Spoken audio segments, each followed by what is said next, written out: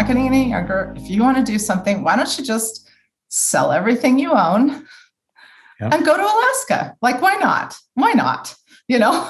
And so we thought about it. We were like, well, it seems kind of crazy. I mean, it's actually quite difficult to pick up your life. We had a business, we had, still family in Montana and all of that. But we decided to kind of test the waters, like just, throw a couple things out there. And so we did that. And what we found is that the ball just started rolling. And once it started rolling, it was more and more confirmation that, yeah, this is a great idea. Why not? Let's go do that. So it was really kind of fun because we were listing everything we owned on Craigslist. And every time something would sell, somebody would show up and they had an Alaska hat on. They had an Alaska t-shirt on.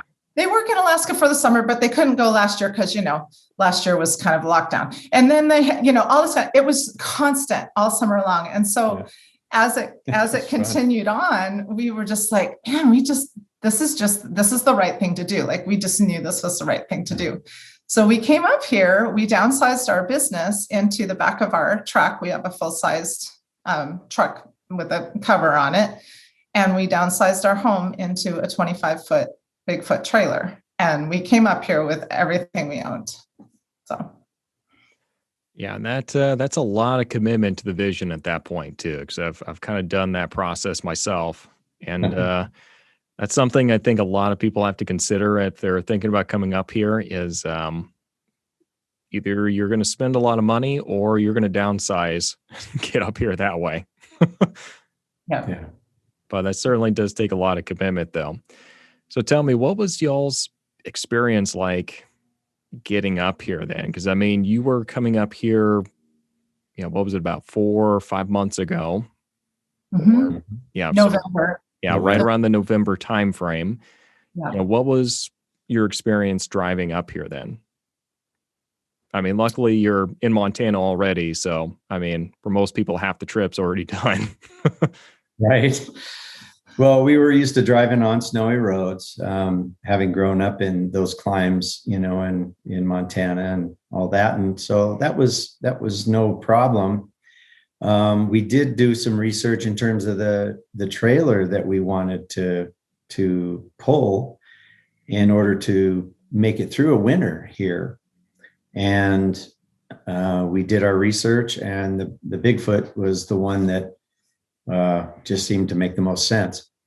And boy, has it performed. Oh my gosh, for all that the snow and temperatures or whatever that we've incurred since November, it's just went through its paces and did it very well. It pulls well too. And it pulls well too. It's a little wider than a regular trailer, and it you didn't ever feel like you were pulling anything. We were on snowy roads from where's the Alaska sign at? Where is that? Dawson City, all the way to here.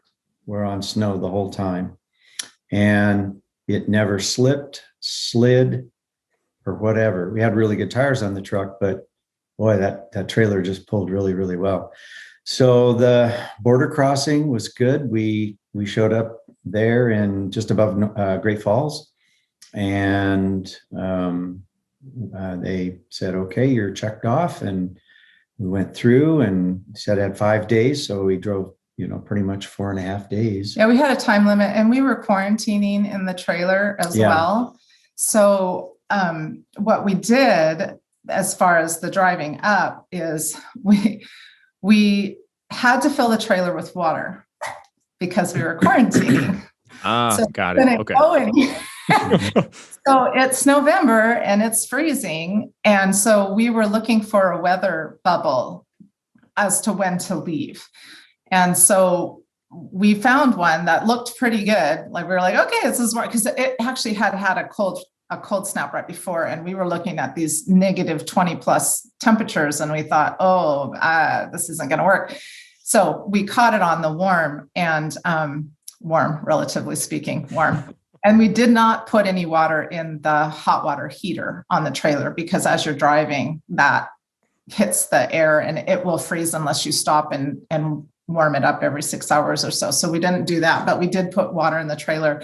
So there was always this nagging like, oh, are we going to freeze up? Every time we stop, we're checking it. And we did get to a point in Watson Lake, I think it got really cold.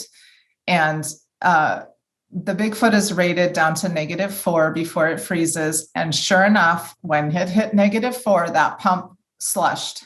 It wasn't frozen solid, but it slushed. And we were like, oh no. So we said, okay, I have done a lot of we both have done a lot of sort of homesteady stuff. So we're pretty good at mitigating things.